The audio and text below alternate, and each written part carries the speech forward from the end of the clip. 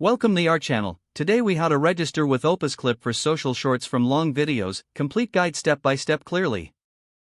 To register with Opus Clip for social shorts from long videos, start by visiting the Opus Clip website.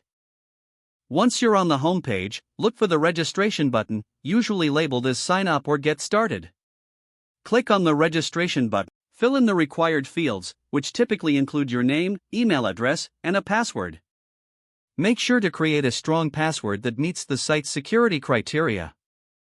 After filling in your details, look for any terms and conditions or privacy policy links. Review these carefully before proceeding.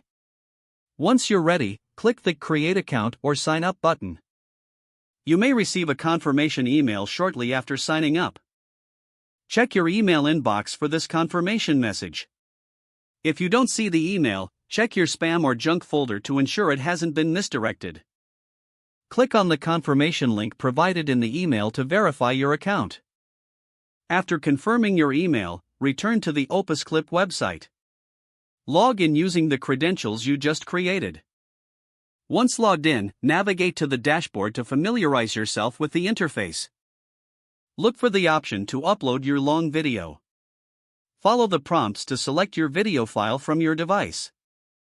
Opus Clip will process the video and create shorter clips for social media. Spend some time exploring editing tools or customization options available for your clips. Preview each short clip to ensure they meet your expectations. When you're satisfied with the clips, save or download them for uploading to your social media channels. Regularly check back for any updates or new features that Opus Clip may offer. Now you're ready to create engaging social shorts from your long videos efficiently. If the page does not load, refresh the browser or try again in a private or incognito window. Make sure you are using the correct email address, then retype it carefully to avoid small typos.